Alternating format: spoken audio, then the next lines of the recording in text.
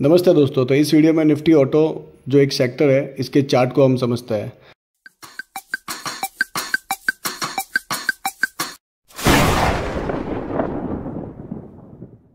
तो अभी पिछले 2 दिन से निफ्टी ऑटो के अंदर एक अप मूवमेंट आ रहा है, मतलब इसके अंदर एक बढ़ोतरी हो रही है। तो ये बढ़ोतरी किस पॉइंट से हो रही है, क्यों हो रही है, इसको हम समझते हैं टेक्निकली। तो मैं निफ्टी ऑटो सेक्टर का चार्ट ओपन कर लिया है और डेली के टाइम फ्रेम पे हैं हम। तो आप अगर देख पा रहे हो डेली के चार्ट पे ये एक अच्छा डिमांड जोन लेवल था, जिसके अंदर ये एक लेगिन कैंडल है, एक अच्छी रेड कैंडल है लेगिन, और ये बेस कैंडल है, और ये बाकी की 3 लेग आउट कैंडल है जिसकी क्लोजिंग भी अच्छी है। तो ये एक बहुत अच्छा डिमांड जोन लेवल है, जिसको अगर मैं मार्किंग करूं तो इस बेस कैंडल की हाईएस्ट बॉडी और लोएस्ट विक के ऊपर इसकी रेंज होती है डिमांड जोन मार्क करने की। ये एक डिमांड जोन मुझे एक अच्छी क्वालिटी का लग रहा है, क्योंकि इसकी क्लोजिंग भी अच्छी है और 2-3 लेगआउट कैंडल भी है। लेकिन आप देख पा रहे हो जब सेलिंग प्रेशर आया तो इस डिमांड जोन को ब्रेक कर लिया, जबकि ये एक अच्छा डिमांड जोन है। लेकिन अल्टरनेट ये कौन से डिमांड जोन से चला, तो अगर आप देख पा रहे हो तो डाउन साइड में एक डिमांड जोन और है, जिसको भी मैं मार्किंग कर लेता हूँ। ये 2 बेस कैंडल है और ये इसकी एक लेग आउट कैंडल है। तो मैं इसको मार्किंग कर लेता हूँ। इस तरीके से ये एक डिमांड जोन पैटर्न मार्क होता है, इसकी हाईएस्ट बॉडी और लोएस्ट विक पे। तो आप देख पा रहे होंगे ये वाला जो डिमांड जोन है, इस डिमांड जोन से निफ्टी ऑटो ऊपर की तरफ चला है, और अभी लास्ट 2 दिन से ये 2 ग्रीन कैंडल भी बनाई है।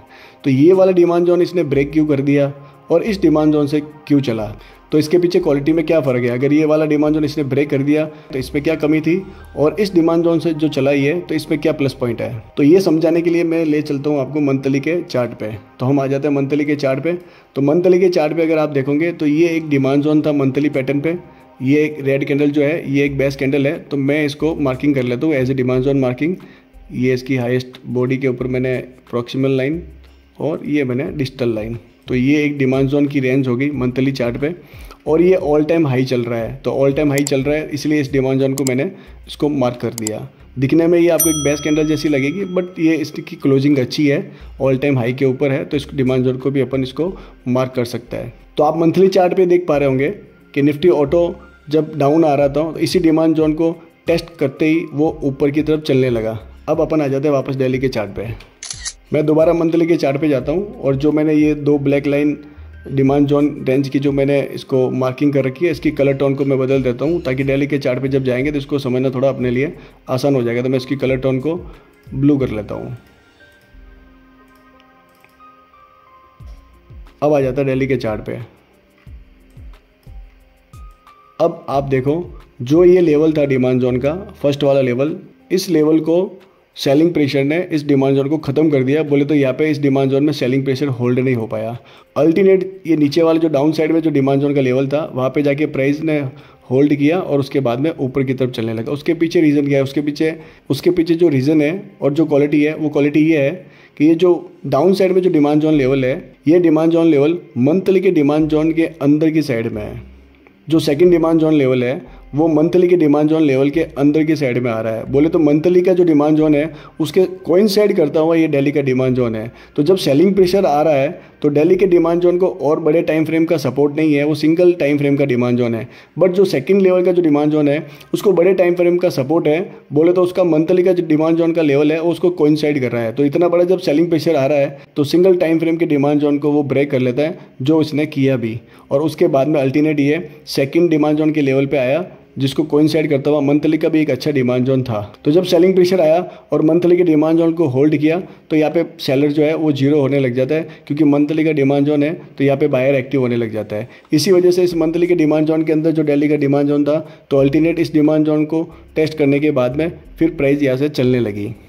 कोई भी सेक्टर ऐसे डिमांड जोन के अंदर जब आता है जिसकी चलने की प्रोबेबिलिटी जब ज़्यादा होती है, उसका बड़ा टाइम फ्रेम भी उसके सपोर्ट में है और उसके डेली के टाइम फ्रेम पे भी उसका एक अच्छा डिमांड जोन लेवल है, तो उस समय जब एक अच्छा लेवल हो और सेक्टर उस डिमांड जोन के अंदर हो, तो उस समय आप उस सेक्टर के स्टॉक को एनालाइज करिए।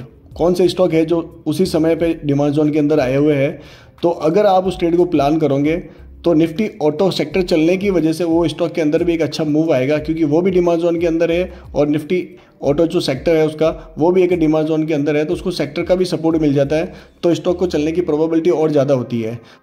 तो जब सेक्टर डिमांड जोन के अंदर हो और उसी समय उस सेक्टर का स्टॉक भी अगर कोई डिमांड जोन के अंदर आ रहा है तो आप उस ट्रेड को प्लान कीजिए। उसमें प्रोबेबिलिटी सबसे ज़्यादा है कि आपको उसके अंदर एक अच्छा टारगेट मिले, एक अच्छा प्रॉफिट मिले। तो ऐसे ट्रेड को आप प्लान कर सकते हो जिसका सेक्टर का भी सपोर्ट हो, क्योंकि आपको स्टॉक के साथ साथ में आपका सेक्टर का सपोर्ट होना भी ज़रूरी है और सेक्टर के साथ साथ में मार्केट का सपोर्ट होना भी ज़रूरी है, जो निफ्टी और बैंक निफ्टी है। तो निफ्टी बैंक निफ्टी को भी साथ में देखिए, वो भी कोई डिमांड जोन में अंदर है या नहीं है। अगर वो भी डिमांड जोन से है और सेक्टर भी डिमांड जोन में है और आपका स्टॉक भी डिमांड जोन में है तो उससे बेटर कोई ट्रेड हो ही नहीं सकता है।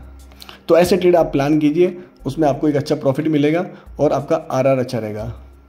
आप इस पॉइंट को नोट्स बना के रखिए। अगर कोई भी आप डिमांड जोन लेवल पे ट्रेड प्लान कर रहे हो तो उसके बड़े टाइम फ्रेम का सपोर्ट होना जरूरी है, साथ में ट्रेंड का भी सपोर्ट होना जरूरी है। तो ऐसे लेवल चलने की चांसेस बहुत ज़्यादा रहते हैं, ऐसे लेवल के ट्रेड अच्छे चलने की प्रोबेबिलिटी भी बहुत ज़्यादा रहती है और आपको वो अच्छा टारगेट भी दे पाता है।